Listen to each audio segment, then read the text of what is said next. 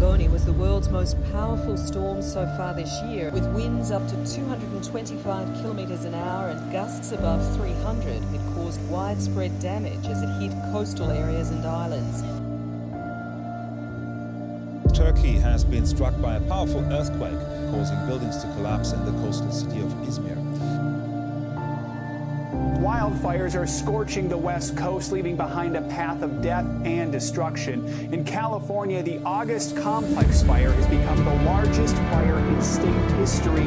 A huge chunk of ice has broken away from the Arctic. Scientists are calling this a great loss, further proving rapid climate change is taking place and is